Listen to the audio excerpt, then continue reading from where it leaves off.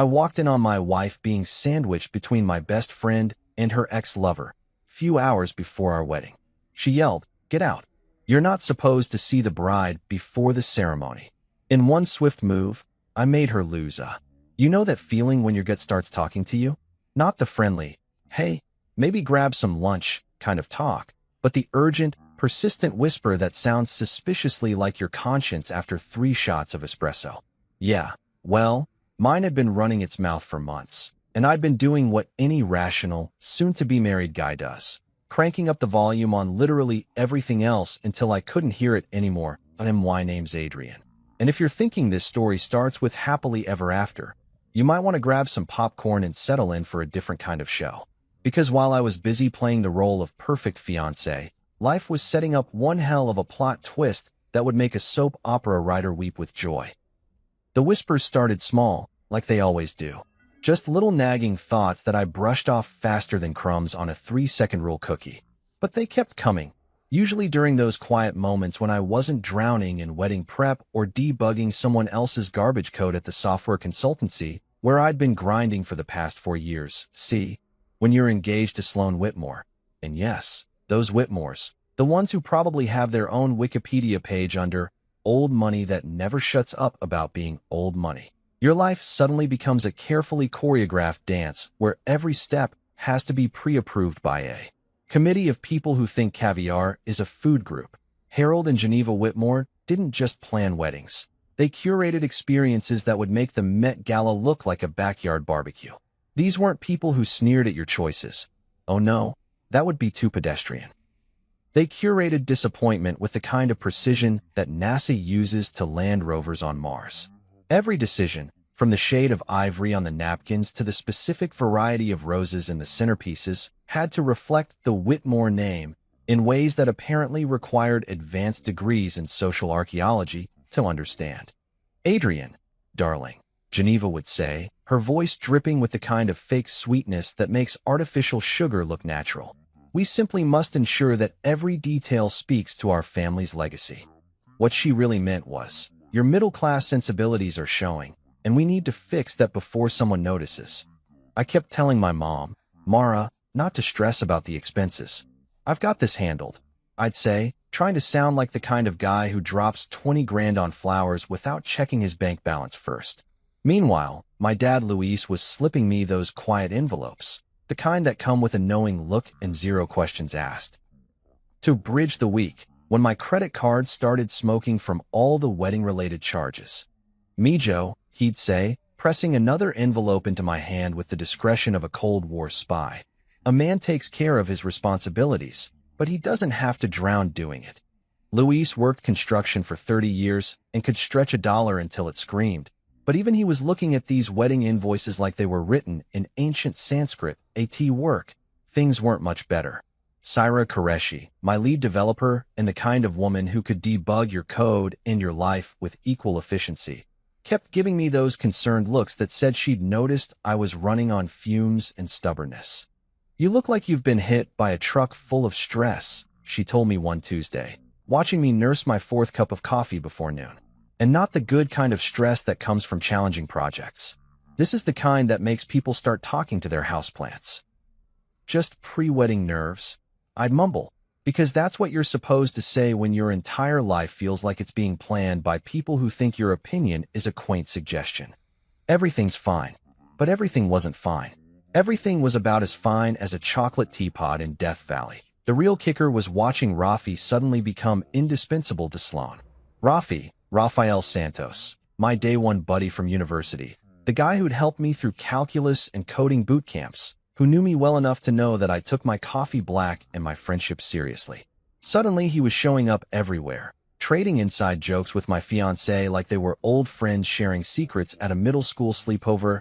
They'd burst into laughter at something on Sloan's phone, and when I'd ask what was so funny, she'd smile at me like a teacher grading my patience on a curve. "Oh, just something silly," she'd say, tilting her phone away with the kind of casual movement that feels anything but casual when you're paying attention. "You wouldn't get it," Rafi would add with a grin that used to mean camaraderie, but now felt like a door slamming in my face that I told myself that trust was stronger than suspicion. I told myself that wedding planning made everyone a little crazy. I told myself that watching your best friend and your fiancé develop their own private comedy show was totally normal and definitely not the kind of thing that should make your stomach feel like it was hosting an Olympic gymnastics competition. That I told myself a lot of things during those months. Most of them were bullshit, but I was getting really good at believing my own sales pitch. The whispers in my gut kept getting louder, though. They'd pipe up during vendor meetings when Sloane would share knowing glances with Rafi over centerpiece options. They'd start chattering when she'd get texts that made her smile in ways I hadn't seen in months. They'd practically shout when she'd disappear for quick errands that somehow took 3 hours and came with explanations that felt rehearsed. But I kept turning up the volume on everything else: spreadsheets tracking RSVPs, tastings where I pretended to care about the difference between salmon mousse and smoked salmon canapes, endless discussions about chair covers that apparently could make or break a marriage before it even started. The Whitmore expectations were like a full-time job that paid in stress and came with a dress code I couldn't afford. Looking back now, I realized that those whispers weren't trying to ruin my happiness. They were trying to save me from investing even more of myself in something that was already broken beyond repair. But hindsight is 20/20, and back then, I was blind as a bat wearing a blindfold in a cave during a solar eclipse. So I kept ignoring the whispers, kept playing the part of the grateful future son-in-law who was just thrilled to be joining such a prestigious family. I kept signing checks and nodding at decisions and pretending that love was supposed to feel like a business transaction where I was always the junior partner. The whispers kept trying to warn me. I just wasn't ready to listen yet. But don't worry, I get there soon enough. If you've never had the pleasure of planning a wedding with people who treat guest lists like military campaigns and floral arrangements like matters of national security, let me paint you a picture. It's like being trapped in a really expensive episode of a reality show where everyone's competing for who can spend the most money while maintaining the straightest face. The guest list started as a modest affair, maybe 150 people, tops. You know, family, close friends, people who actually gave a damn about whether Sloane and I ended up married or running away to join separate circuses. But somewhere between the engagement announcement and the first venue walkthrough, that list grew like a mutant plant in a horror movie, consuming everything in its path until we were looking at nearly 300 people. We simply can't cut corners, Adrian. Geneva informed me during one of our weekly planning sessions, which had become as regular and about as enjoyable as root canals. She was smoothing down her pearl collar with the kind of precision that suggested it wasn't just jewelry. It was policy, a physical manifestation of the Whitmore commitment to never, ever doing anything halfway. Think of it as an investment, Harold added, shaking hands with what seemed like every councilman, donor, and minor political figure in a 50-mile radius. The man worked the room like a mayor without an election, glad-handing his way through conversations about property taxes and municipal bonds like he was running for office instead of planning his daughter's wedding. That I started to understand that this wasn't really about Sloane and me getting married. This was about the Whitmores throwing the kind of party that would be talked about in country club circles for years to come, the kind of event that would cement their social standing and remind everyone exactly where they ranked in the local hierarchy. We weren't having a wedding. We were hosting a coronation with an open bar. The Wentworth Country Estate gleamed like something out of a magazine spread for lifestyles of the rich and completely detached from reality. Crystal chandeliers hung from ceilings that probably cost more than my parents' house, overlooking lake views that belonged in a postcard advertising places normal people couldn't afford to visit, let alone rent for a weekend. The price tag for this slice of paradise? Let's just say it held my throat in a grip that made waterboarding look like a relaxing spa treatment. We'll split the costs, they'd said during our first meeting with the venue coordinator, and I'd nodded like that sounded reasonable. What I didn't realize was that in Whitmore mathematics, splitting costs apparently meant I'd cover everything up front while they handled the coordination and oversight, which, as far as I could tell, involved a lot of pointing at expensive things and saying, "We'll take that, and definitely that." Every decision seemed designed to double the total. Upgraded linens because the standard ones were perfectly adequate, but not quite right for the occasion. Premium bar service because our guests expect a certain level of hospitality. A string quartet for the ceremony and a 12-piece band for the reception because music sets the tone for the entire experience, don't you think? I found myself signing vendor agreements with the kind of frequency that would make a mortgage broker jealous, each one representing another chunk of my financial future being cheerfully sacrificed on the altar of Whitmore expectations. I told myself that marriage meant stepping forward, taking on new responsibilities, becoming the kind of man who could handle whatever life threw at him. I didn't realize that what I was actually doing was stepping aside, making room for other people to make decisions about my life, while I paid for the privilege. "You're being so generous," Sloan would say, giving me those grateful smiles that used to make me feel like a hero and were starting to make me feel like a chump. "Daddy says you're really stepping up." Stepping up. Right. Because apparently, being willing to bankrupt myself for someone else's vision of the perfect wedding was the grown-up thing to do. That's when Rafi swooped in with his helpful suggestions and that confidence that felt like old times but was starting to taste like something else entirely. "You've got enough on your plate," he said when I mentioned struggling to coordinate hotel bookings for out-of-town guests. "Let me handle that. I've got connections in the hospitality industry, and I can probably get us some group rates." It made sense. Rafi was always the guy with connections, the one who knew somebody who could get things done for a fraction of the usual cost. Back in college, he'd gotten us into clubs we had no business entering and parties where we definitely didn't belong. He had that gift for making people like him instantly, for convincing them to bend rules and offer favors without even realizing they were doing it. "Seriously, man," he continued, flashing that easy grin that had gotten us out of trouble more times than I could count. "Hotel blocks, transportation coordination, maybe even some group activities for the weekend guests. I'll put together a whole package deal. You focus on the big picture stuff." The big picture stuff, as it turned out, was writing checks and nodding along while other people made the actual decisions. I was becoming a spectator at my own wedding, watching from the sidelines while the real players, Geneva, Harold, and now Rafi, orchestrated everything with the kind of efficiency that would make a military operation look disorganized. "We want this to be perfect for you too," Geneva would say, and I'd believe her because it was easier than admitting that perfection, in her world, looked exactly like every other Whitmore family event, just with different names on the invitations. That I started to notice things, though. Little things that my gut kept filing away for future reference, even while my brain was busy convincing itself that everything was fine. The way Sloan and Rafi would exchange glances during planning meetings, like they were sharing some private joke that didn't include me. The way they'd both light up when discussing logistics, like they were co-conspirators in some elaborate scheme rather than people helping me plan my wedding. "We should do a tasting at that new place downtown," Sloan suggested during one of our planning sessions. "Rafi knows the chef there. He can get us a private room." Of course he could. Rafi could get us anything, apparently.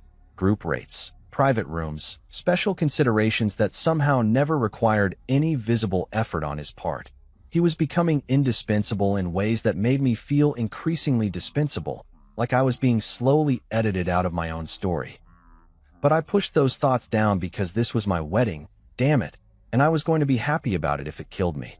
Which, considering the rate we were burning through money, it just might. The invoices kept coming, each one representing another decision I hadn't made but was somehow responsible for paying. Upgraded everything, premium this, deluxe that, because the Whitmore way meant never settling for adequate when you could have extraordinary, especially when someone else was footing the bill. That I didn't see the new times arriving behind Rafi's helpful smile and easy confidence. I was too busy trying to keep up with the old times, back when friendship meant loyalty and engagement meant partnership. I was still living in a world where trust was currency and promises meant something. The Whitmores were teaching me a different kind of economics, one where appearances were investments and relationships were transactions. I just hadn't figured out yet that in their world, I wasn't the buyer, that I was the product being sold. The rehearsal dinner was like watching a movie where everyone else had read the script except me. You know that feeling when you walk into a room and realize there's been a whole conversation happening that you weren't invited to? That was my entire Friday night, wrapped up in a bow and served with a side of growing dread that I kept trying to wash down with overpriced wine. Sloan glowed in what she called almost bridal white, because apparently there's a difference between wedding white and rehearsal white. and I was supposed to understand these distinctions without anyone actually explaining them to me. She drifted through the evening like a queen surveying her kingdom from a balcony, gracious and radiant, and somehow just out of reach, even when she was standing right next to me. The Wentworth country estate had been transformed into something that looked like it belonged in a fairy tale. Assuming fairy tales came with a catering budget that could fund a small country's infrastructure projects. Twinkling lights hung from every available surface. Flowers bloomed in arrangements that probably cost more than my car, and servers glided around with trays of champagne like they were performing some kind of choreographed dance. That my parents stood near the back of the room, trying to blend dignity with gratitude in that way that working-class folks do when they're surrounded by people who consider their annual salary to be pocket change. Mom wore the dress she'd bought specifically for this weekend, navy blue with tiny pearl buttons, purchased after 3 separate shopping trips and endless debates about what would be appropriate for the occasion. Dad had his good suit on, the one he usually reserved for funerals and job interviews, and he kept tugging at his tie like it was trying to strangle him. Beautiful venue, Mom said to Geneva during one of those awkward small talk moments that happen when 2 different worlds collide at the same party. You've really outdone yourselves. Well, we wanted everything to be perfect for the children, Geneva replied with that smile that managed to be both gracious and dismissive at the same time. Adrian has such lovely parents. So authentic. Authentic, right? Because apparently, being middle class was like being an artisanal cheese, something quaint and genuine that rich people could appreciate from a safe distance. I was nursing my second glass of wine and trying to look like I belonged at my own rehearsal dinner when Teo Benson, the venue's AV tech, approached me with that look that service industry professionals get when they're about to make your life either much easier or much more complicated. "Hey, Adrian," he said, extending a hand that had the kind of firm grip that suggested he actually worked for a living. "I wanted to walk you through tomorrow's slideshow setup.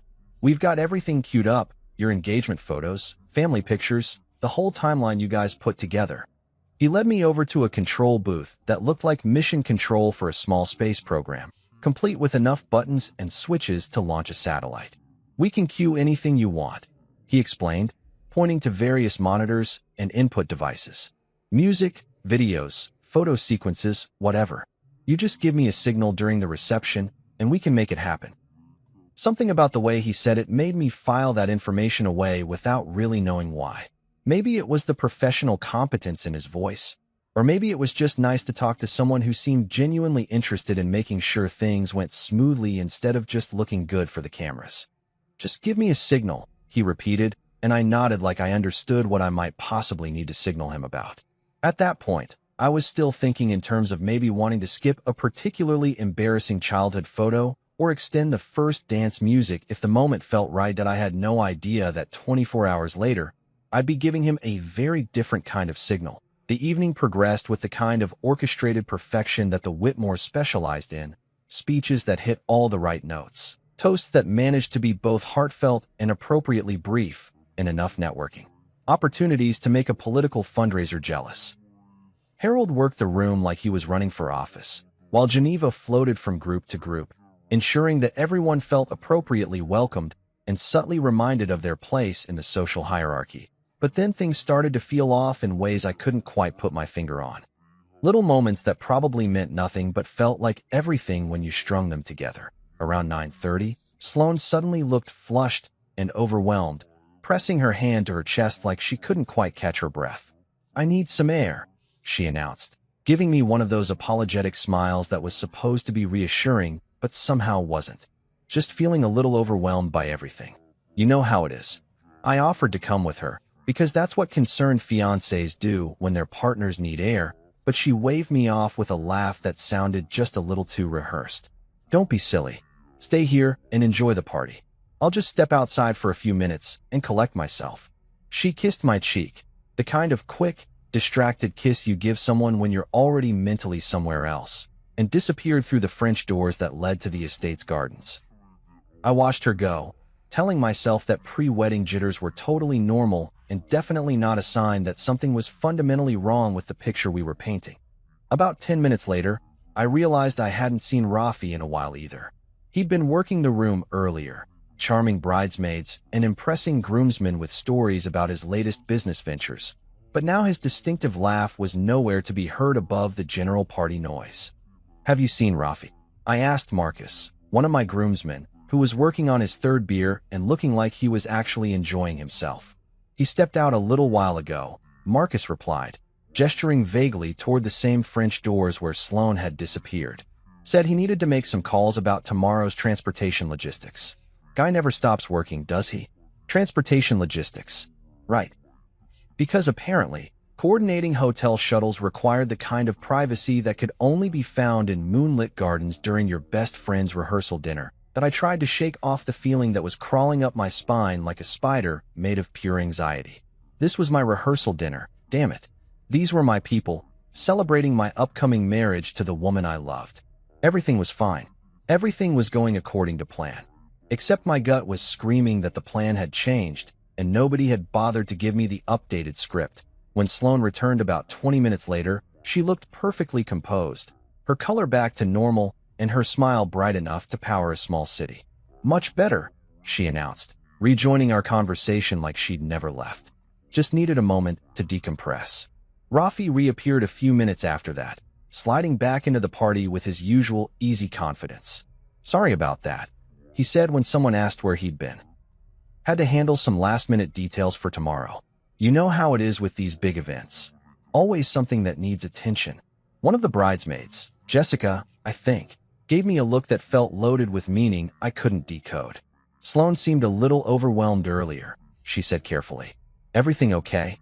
"Just pre-wedding nerves," I replied, because that's what you're supposed to say when your fiancée disappears during her own rehearsal dinner and returns looking like she's been doing breathing exercises. "Totally normal." Jessica nodded, but there was something in her expression that suggested she thought my definition of totally normal might need some adjustment. "Of course," she said. "Pre-wedding nerves." It sounded like a script for people who don't like asking awkward questions at inappropriate times, which, apparently, included me. My stomach tightened with something that felt suspiciously like dread, then immediately pretended it was just hunger or too much wine or the perfectly reasonable anxiety that comes with getting married in front of 300 people. The rest of the evening passed in a blur of handshakes and hugs, final confirmations and last-minute adjustments. Everyone assuring me that tomorrow was going to be perfect, and I was the luckiest guy in the world that I went to bed that night telling myself they were. Right up by the next afternoon, I'd learned exactly how wrong we all were. You know how sometimes technology saves your ass in ways you never saw coming? Like when your phone autocorrects something embarrassing before you send it, or when your GPS reroutes you around a massive traffic jam. Well, social media, specifically Instagram stories, and the beautiful stupidity of people who think they're smarter than they actually are, was about to become my personal guardian angel. It was around 11 a.m. on what was supposed to be the happiest day of my life, and I was sitting in my apartment trying to choke down some coffee and a bagel while my stomach did interpretive dance routines that would make Cirque du Soleil jealous. Wedding day nerves, I told myself. Totally normal. Happens to everyone. I was mindlessly scrolling through Instagram, because that's what you do when you're trying to distract yourself from the fact that in 4 hours you'll be standing in front of 300 people promising to love someone forever, when Sloan's story popped up. Just a quick flash, the kind of blink and you'll miss it post that people throw up when they're not really thinking about what they're sharing. It was nothing, really. Just a random shot of what looked like hotel carpet. That generic beige pattern with little geometric shapes that screams, mid-tier business hotel, trying too hard to look fancy. There was a slice of brass door hardware in the corner, the kind of pretentious sconce lighting that interior designers think makes places look classy, and just barely visible at the edge of the frame, part of a door number. The story disappeared almost immediately.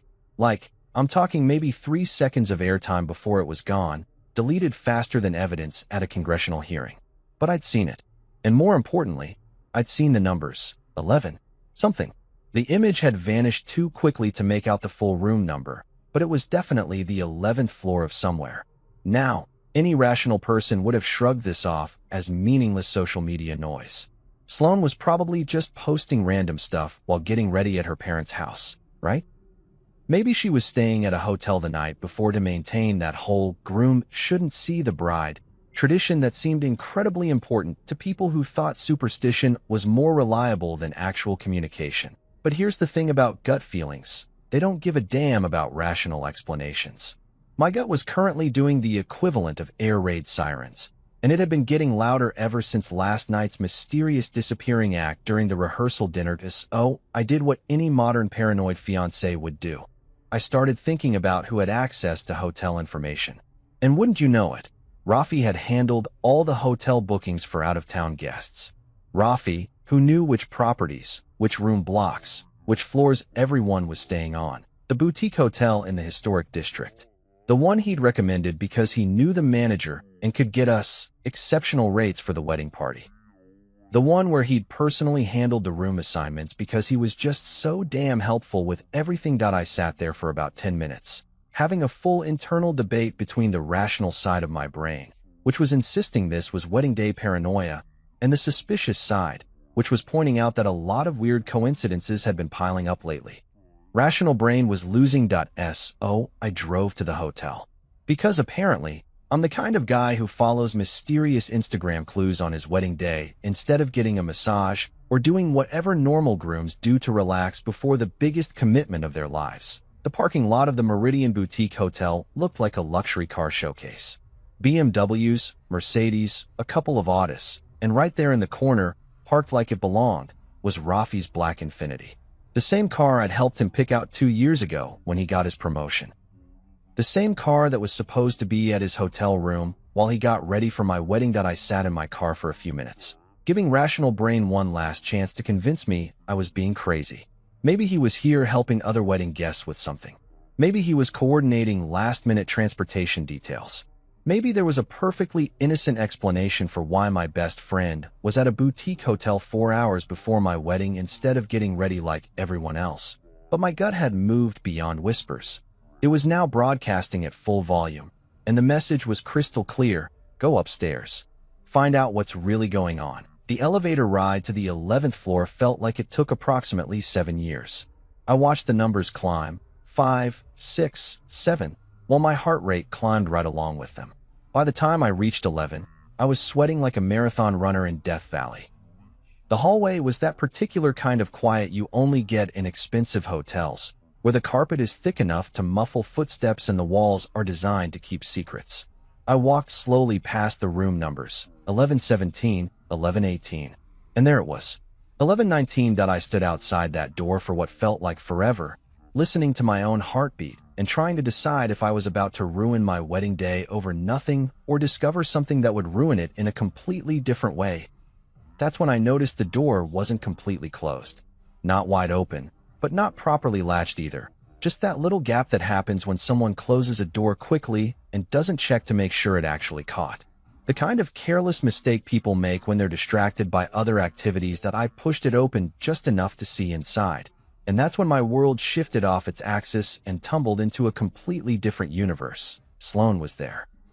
My fiancée, who was supposed to be getting her hair done and drinking champagne with her bridesmaids. She was very much not getting her hair done. Rafi was there too. My best friend, who was supposed to be helping me with last-minute preparations and making sure everything went smoothly for the biggest day of my life. And there was a third person, Julian, Sloane's ex-boyfriend from college. The one she dated for 2 years before we met. The one who'd remained friends with her despite their history. The one who'd somehow ended up on our wedding guest list because cutting him out would have been unnecessarily dramatic. They were tangled together on that hotel bed like some kind of human pretzel, and let me tell you, there was nothing ambiguous about what was happening. This wasn't a friendly conversation that had gotten out of hand.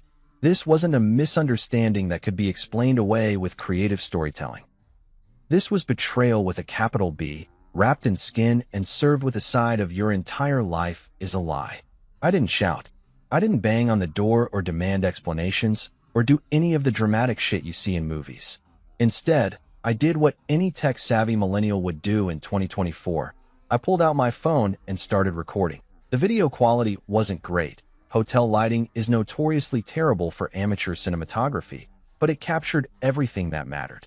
Faces, voices, the bedside clock showing the date and time, and most importantly, the conversation that was happening while they thought they were alone. Sloane laughed. actually laughed when Julian said something about no one stopping this now. It was the kind of carefree, genuine laugh I hadn't heard from her in months. The kind of laugh that used to be reserved for me. He'd never guess, Rafi murmured, and there was something almost affectionate in his voice. Adrian's too trusting, too focused on doing the right thing. Too trusting, right? Because apparently, believing that your best friend and your fiancé weren't conspiring to destroy your life while you paid for their entertainment was a character flaw that I recorded about 30 seconds of footage, enough to document what was happening without turning into some kind of creepy voyeur, then backed away from the door as quietly as I'd approached it. The elevator ride down felt different than the ride up. Going up, I'd been anxious and suspicious. Going down, I was carrying an unexploded device that could detonate my entire existence. That I sat in my car in that parking lot for a long time, watching the footage over and over again, making sure I hadn't somehow misunderstood what I'd seen. But there was no misunderstanding. There was no alternative interpretation. There was just the truth, captured in high definition and timestamped for posterity. My wedding was in 3 hours, and I had some planning to do. There's something weirdly therapeutic about a 24-hour diner at noon on what was supposed to be your wedding day. The fluorescent lights buzz with the kind of consistent white noise that drowns out the screaming in your head, and the coffee is strong enough to keep you functional while your entire world implodes in slow motion. Plus, nobody at Mel's all-night diner gives a damn if you're having an existential crisis over scrambled eggs and hash browns. That I claimed a corner booth with a view of the parking lot. Old habit from too many late-night study sessions in college, and pulled out my phone to watch the video again. 4th time, 5th time, maybe 10th. I'd lost count somewhere between denial and acceptance, but the footage never changed. Sloan, Rafi, Julian. Hotel room 1119. Yesterday's date and this morning's timestamp. Mathematical proof that my life had been a carefully orchestrated lie. The waitress. Her name tag said Dolores, and she had the look of someone who'd seen every possible human disaster at least twice. Kept my coffee cup filled without asking questions. God bless career service industry professionals who understand that sometimes people need to sit in public places and process their personal apocalypses in peace. That I opened the Notes app on my phone and started writing. First draft was pure rage. All the things I wanted to scream at them. All the ways I wanted to burn their lives down with the same methodical precision they'd used to demolish mine. But revenge fantasies don't make good action plans, and I deleted that mess before it could contaminate my actual thinking. Second draft was better, calmer, more surgical. The plan I eventually settled on was written on a paper napkin first, because sometimes you need to see your strategy in physical form before you commit to digital permanence. It was elegant in its simplicity. No chaos, no screaming matches, no Jerry Springer-style confrontations that would give people something to gossip about for years. Just truth, consequences, and a demonstration of what happens when you bet against someone who actually understands how modern life works. That I pulled out my phone and started making a list of everything I legally controlled. Turns out, when you're the kind of guy who handles logistics and pays attention to details, you end up with more leverage than people realize. First, the venue balance. The Wentworth Country Estate required a final payment 48 hours before the event, and guess whose credit card was on file for that transaction? Mine. Not the Whitmore's, despite all their talk about splitting costs. Mine. The card that I could cancel with a single phone call and a security code. Second, the live AV setup. Teo had walked me through the control system last night, explaining how he could cue anything I wanted with just a signal. Anything, he'd said, and I was about to take him up on that offer in ways he probably hadn't anticipated. Third, the chartered shuttle service for out-of-town guests. 3 buses, booked and paid for by me, scheduled to run loops between the hotel and the venue all afternoon and evening. Transportation that 150 people were counting on, coordinated through a company that knew my voice and would accept my instructions without question. Fourth, the honeymoon itinerary. Flight confirmations, hotel reservations, excursion bookings, all in my name, all connected to my credit cards and frequent flyer accounts. 2 weeks in Greece that could be transferred, canceled, or redirected with about 15 minutes of phone calls. That I started queuing up cancellation windows and transfer options, setting alerts on our joint checking account. and preparing a statement that would be shorter than the pain but sharper than any rumor mill could manufacture. The beauty of the plan was its precision. No collateral damage to innocent people, no nuclear options that would hurt my parents or the wedding guests who'd traveled here in good faith. Just a careful dismantling of the infrastructure that was supposed to support a lie, handed back to the people who'd helped create it. I texted my cousin Nia. Hey, weird favor. Can you keep an eye on mom and dad at the ceremony today? Make sure they're okay and get them out of there if things get weird. She texted back immediately. Everything all right? You sound stressed. Just wedding day nerves. I replied, because at this point I was getting really good at saying that. Probably nothing, but I'd feel better knowing someone's looking out for them. Of course, they'll be fine. You focus on marrying that girl and being happy. If only it were that simple. I spent the next hour researching contract clauses and cancellation policies, because apparently my computer science degree and 4 years of reading software licensing agreements had prepared me for more than just debugging code. The venue contract was particularly interesting. There was a penalty clause that shifted financial responsibility to whichever party added last-minute changes or upgrades after the initial agreement. Guess who had insisted on upgrading literally everything in the final 2 weeks? The Whitmores, who'd signed addendums putting their names on all the fancy additions they couldn't live without. The joint bank account we'd opened for household expenses had protections in place that prevented either party from making major withdrawals without both signatures, except in cases of documented infidelity, which voided the shared responsibility clause. Amazing how thorough you can be when you're planning a life with someone you trust completely.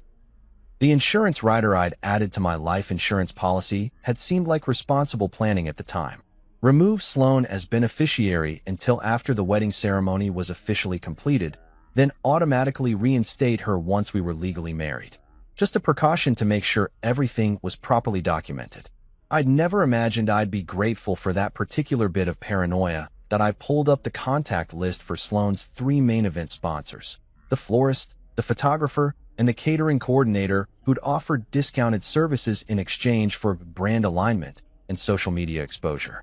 Each of them had contracts with signature pages that included both my name and Harold's. Because the Whitmores had insisted on being involved in every vendor relationship, that I drafted a brief, professional email. Due to personal circumstances, I'm withdrawing from today's event. Please direct all remaining invoices and coordination requests to the Whitmore family per our signed addendum agreements. Thank you for your understanding. Clean. Simple. Legally airtight, since Harold had indeed signed addendums taking responsibility for vendor relationships when he'd insisted on being involved in every decision. The final piece was the hardest, figuring out how to tell 300 people that their afternoon was about to take an unexpected turn. The truth would speak for itself. I just needed to make sure it had the right platform and the right timing. I finished my coffee, left a $20 tip for Dolores, who deserved hazard pay for dealing with my personal crisis, and drove back to my apartment to change into my wedding suit. Because if you're going to blow up your own life, you might as well look good doing it. I had about 90 minutes before showtime, and a dozen phone calls to make. Each one would be quick, professional, and irreversible. By the time I was done, the only thing left would be walking into that ballroom and letting everyone see what 3 people had been doing while the rest of us planned a celebration. My hands were steady as I reached for my phone. My conscience was clear. My gut had finally stopped whispering. Now it was time to listen. The Wentworth Country Estate looked like something out of a fever dream. The kind of place where money goes to show off in front of other money while pretending it's all about love and tradition. Every surface gleamed with the kind of polish that screams, "We spent more on decorations than most people make in a year." And the whole place hummed with that particular energy you get when 300 people are dressed in their finest clothes, ready to witness what they think is going to be a fairy tale wedding. I stood in the groom's preparation room, adjusting my tie for the 5th time and watching the clock count down to showtime. 2 o'clock. In about 30 minutes, I was supposed to walk down that aisle and promise to love, honor, and cherish someone who was currently in room 1119 of a boutique hotel, probably getting ready to pretend she'd spent the morning with her bridesmaids instead of tangled up with my best friend and her ex-boyfriend. The irony wasn't lost on me that I was about to give the performance of my lifetime at an event where everyone else had apparently been acting for months. Through the window, I could see guests. arriving in their luxury cars and designer outfits. Air kissing and networking like this was a political fundraiser with better catering. The photographer was already working the crowd, capturing those candid moments that would look spontaneous in the wedding album, but were actually as choreographed as a Broadway show. Harold was in full politician mode, working the room like he was running for mayor of Rich People Land. He'd found his natural habitat among the donors and councilmen, discussing municipal bonds and property development deals like they were the real reason everyone had gathered here today. Geneva floated nearby in her lilac silk mother-of-the-bride dress, radiating the kind of satisfied approval that comes from knowing your social event was going to be talked about in the right circles for years. The officiant, some friend of Harold's who probably married rich people as a hobby, was fussing with his notes and checking his watch. He'd practiced our ceremony script 3 times yesterday, making sure every word reflected the dignity and tradition that the Whitmore family expected. What he didn't know was that he was about to officiate the shortest wedding ceremony in Wentworth country estate history. I could hear the string quartet tuning up in the ballroom, preparing to play the processional music that was supposed to make everyone cry happy tears when Sloane walked down the aisle in her $10,000 dress. The same dress she'd probably been trying not to wrinkle while she was busy destroying our relationship in a hotel room across town. My phone buzzed with a text from Mia. Mom and Dad are seated. They look nervous but happy. Dad keeps adjusting his tie just like you do. Everything ready on your end? Almost, I texted back. Remember what I said about keeping them close, okay? You're worrying me, cuz. What's going on? You'll see. Just trust me and make sure they're okay. I pocketed my phone and walked out of the preparation room toward the ballroom, nodding at the various coordinators and vendors who were making final adjustments to what was supposed to be the perfect wedding. Everyone smiled at me with that special kind of enthusiasm reserved for grooms. Like I was about to embark on the greatest adventure of my life instead of about to detonate a social nuclear bomb in front of half the city's elite. The ballroom was a masterpiece of expensive taste and careful coordination. Crystal chandeliers cast perfect lighting over tables that probably cost more to set than most people's monthly rent. Flowers bloomed in arrangements that looked like they'd been designed by artists instead of florists, and everything sparkled with the kind of understated elegance that only comes from having unlimited resources and questionable priorities that I found Teo at his AV station, running final checks on the sound system and the projection setup. He looked up when I approached, giving me that professional smile that said he was ready to make everything run smoothly. All set for the slideshow, he said, gesturing to the massive screen that dominated one wall of the ballroom. We've got your engagement photos queued up, family pictures, the whole timeline you put together. Just give me the signal during the reception, and we'll run through everything. Actually, I said, pulling out my phone, there's been a change of plans. I need you to play something else instead. I handed him the phone with the video file already selected. This needs to go up on the main screen when I give you the signal. Can you do that? Teo looked at the phone, then at me, and something in his expression shifted. He was a professional who'd probably worked hundreds of events, and he could recognize the difference between a nervous groom making last-minute changes and something bigger going down. You sure about this? He asked quietly. Never been more sure of anything in my life, I replied. When I get to the microphone on the mezzanine and signal you, play the video. Full screen, full volume. Can you handle that? He nodded slowly. I can handle it. But are you sure you want to handle what comes after? I've been handling it all morning, I said.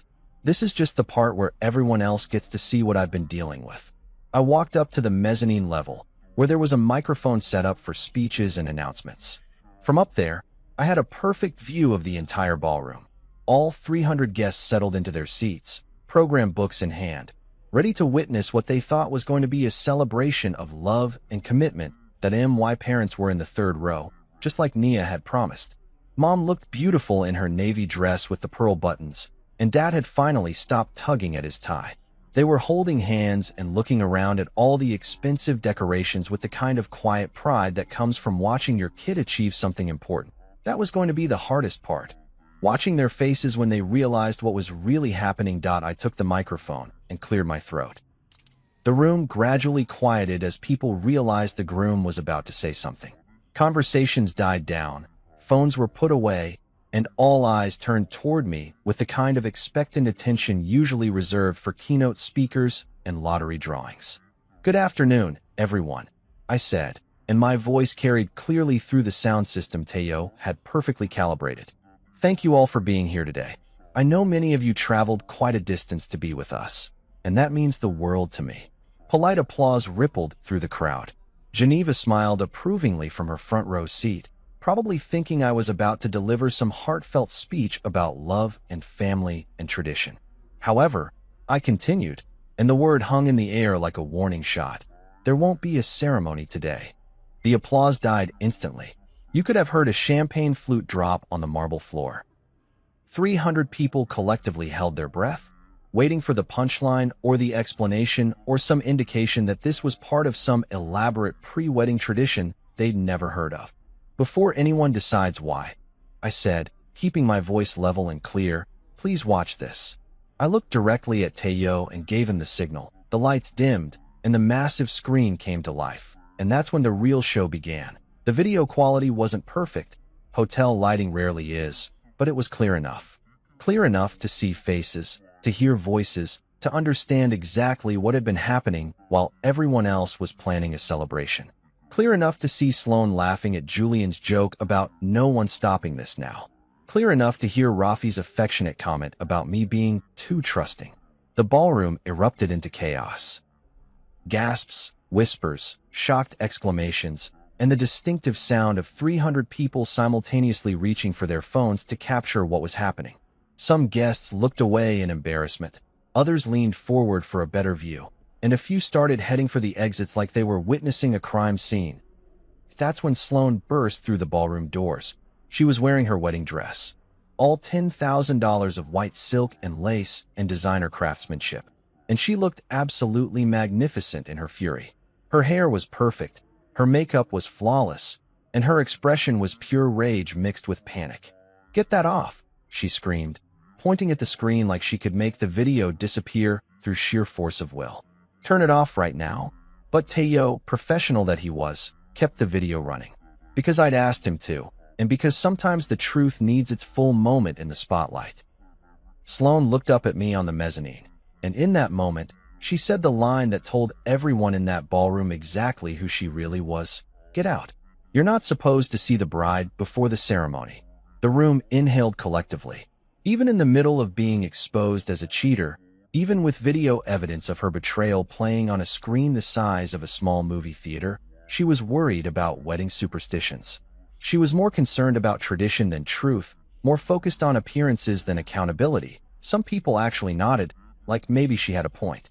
Like maybe the real problem here wasn't the infidelity captured in high definition, but the fact that I'd violated some ancient custom about grooms and brides not seeing each other before the wedding. I kept my voice calm and level, projecting just enough to be heard over the chaos without seeming like I was shouting.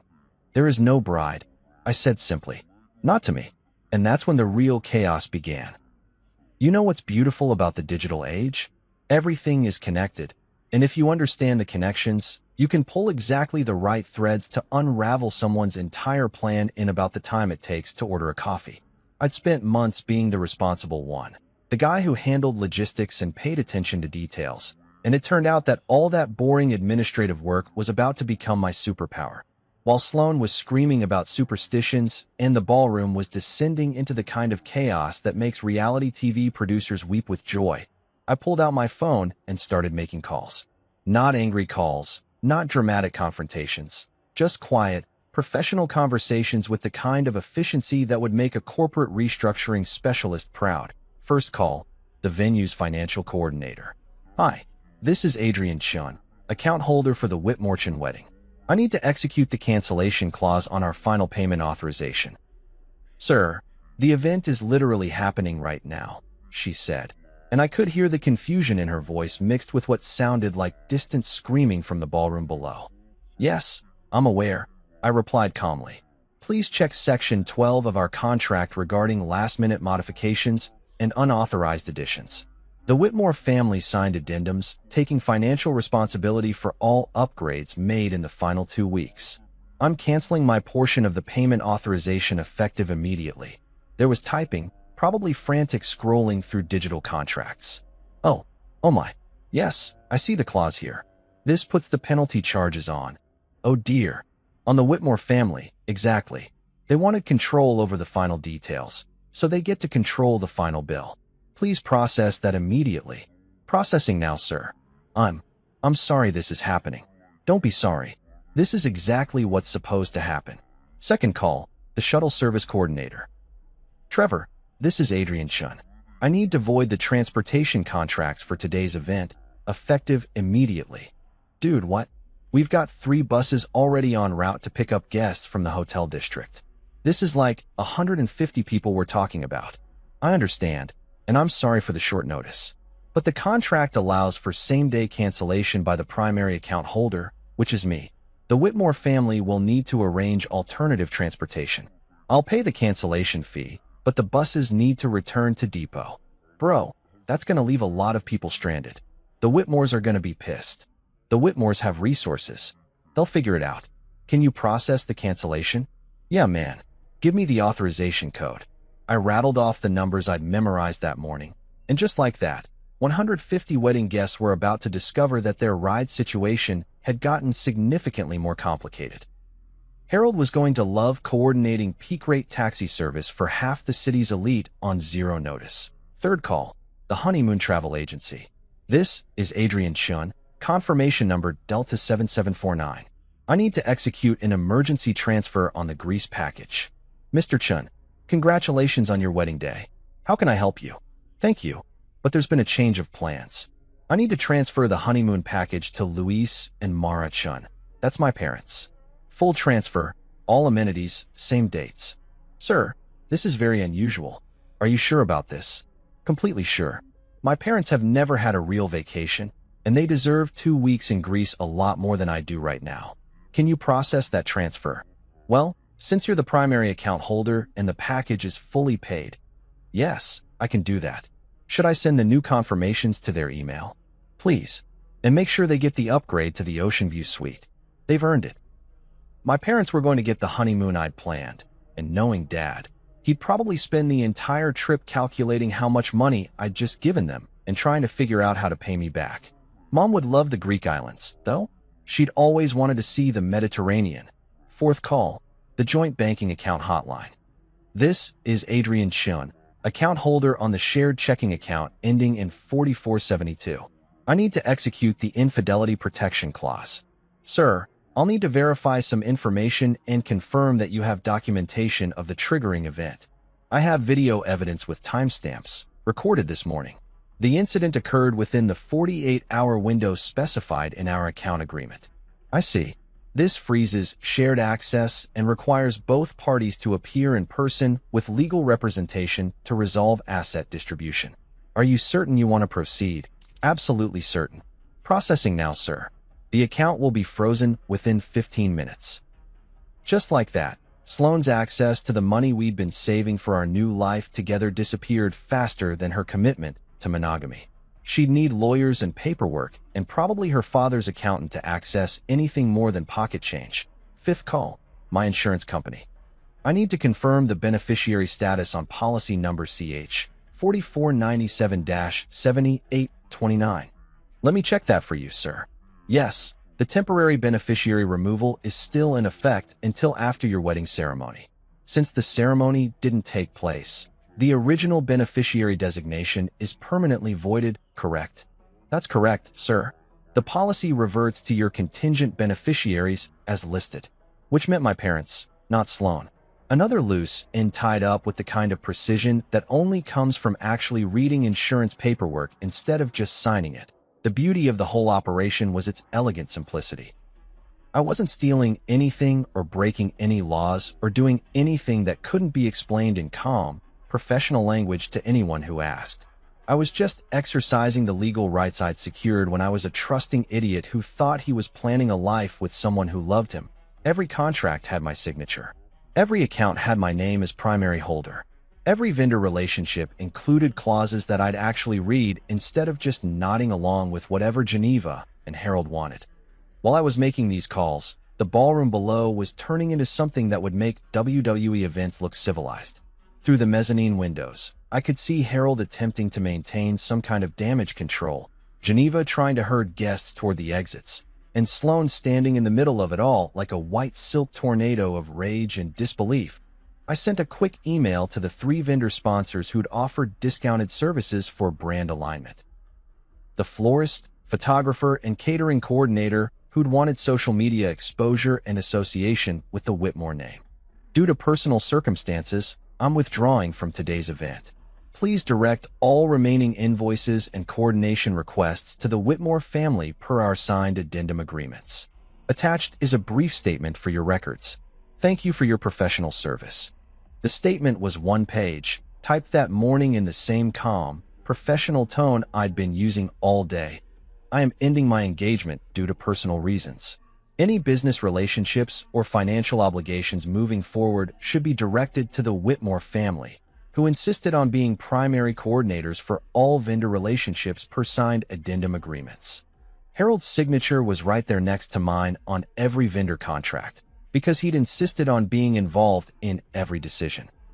Now he could be involved in every bill, every cancellation fee, and every awkward conversation with suppliers who'd been expecting a fairy tale wedding and got a social media disaster instead. The whole thing took maybe 20 minutes of phone calls and email management.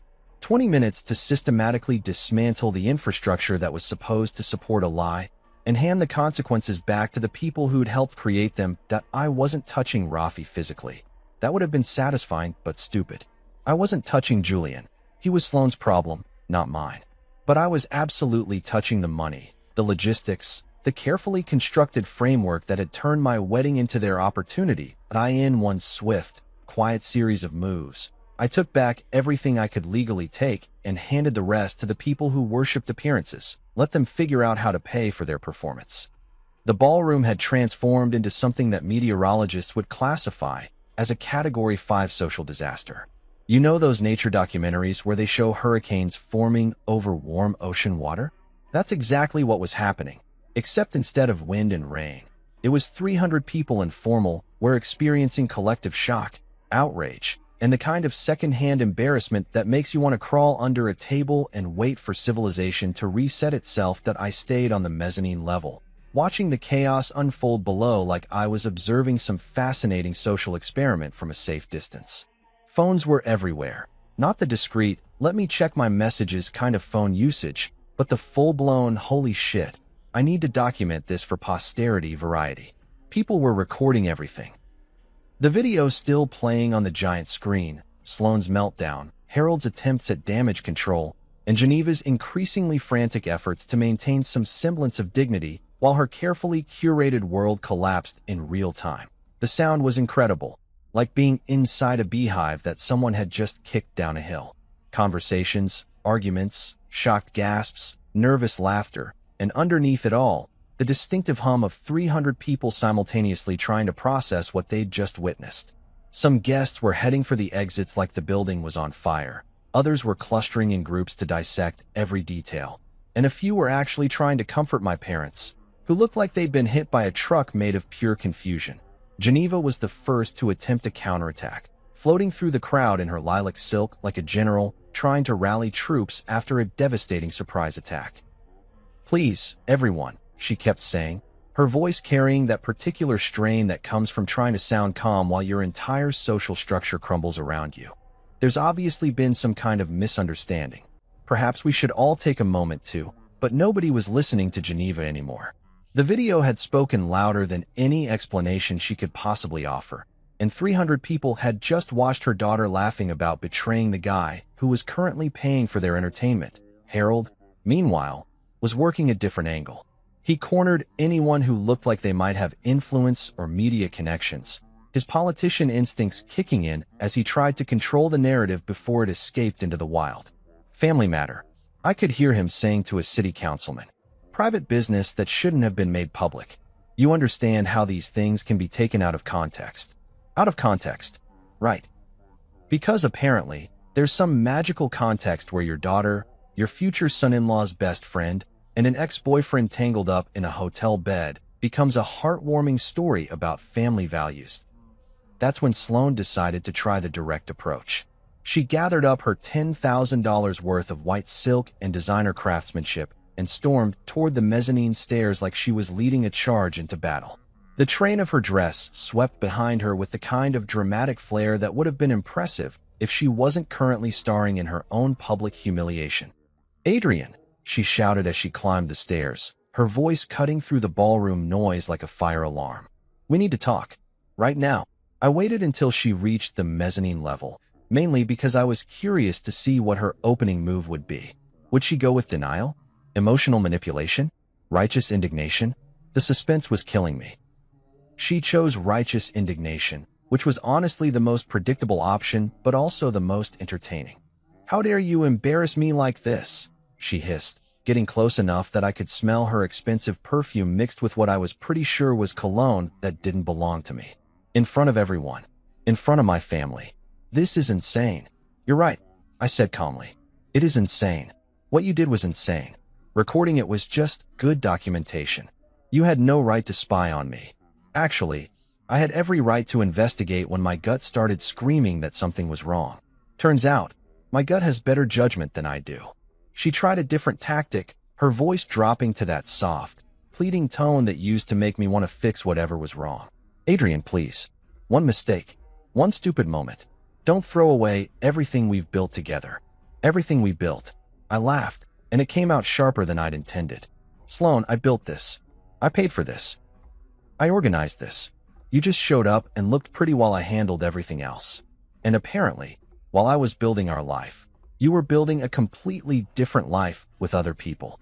That's when Harold decided to join our little mezzanine conference, bringing Geneva along for moral support and additional outrage.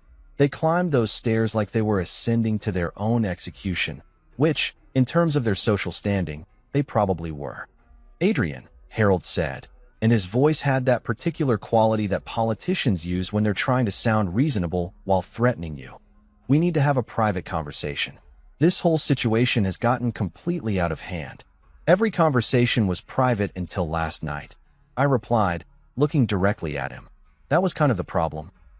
Geneva tried her own version of damage control, her voice dripping with the kind of condescension that suggested she thought I was having some kind of mental breakdown that could be managed with the right combination of patience and sedatives.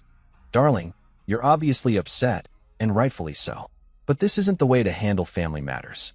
Perhaps we could all sit down somewhere quiet and discuss this like civilized people." "Civilized people don't cheat on their fiancés with their best friends and exes," I said.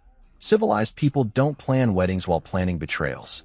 Civilized people don't make other people pay for parties celebrating lies." Sloan tried one more approach, reaching for my hand like physical contact might somehow reset our entire relationship. "Adrian, we loved each other. We did. Maybe I made a mistake, but what we had was real." I looked down at her hand on mine, the same hand that had been doing God knows what in room 1119 a few hours earlier, and gently pulled away. "I loved us," I said quietly. "You loved attention. There's a difference." That's when the shouting started in earnest. Harold demanding compensation for the damage to the family's reputation. Geneva insisting that I was destroying innocent people with my vindictive behavior.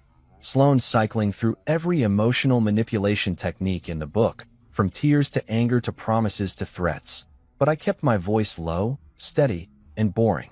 Because paperwork beats drama every time, and I had all the paperwork on my side.